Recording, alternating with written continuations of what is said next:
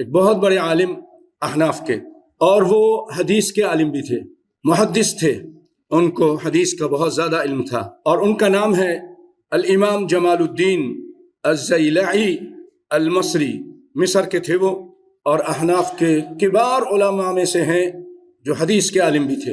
انہوں نے نصب الرایہ ایک کتاب لکھی۔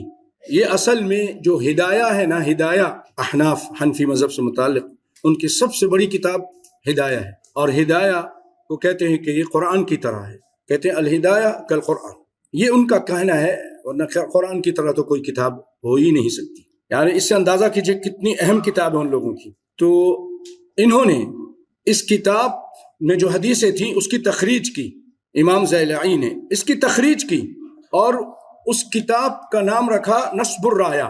جب یہ اس حدیث تک پہنچے، اس میں ایک حدیث بیان کی گئی ہے کہ من السنتی، یہ حدیث ہے اس کے اندر، ہدایہ کے اندر، وہ کہتے ہیں من السنت وضع الکف علی الکف تحت السرہ فی الصلاۃ، کہ سنت میں سے یہ ہے کہ کف، اس ہتھیلی کو کہتے ہیں، کف کے اوپر کف کو رکھا جائے تحت السرہ، ناف کے نیچے۔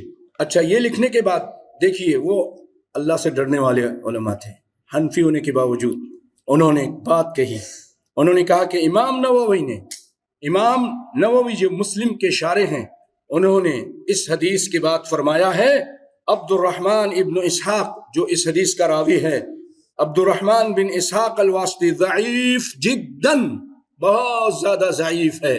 یہ کون کہہ رہا ہے؟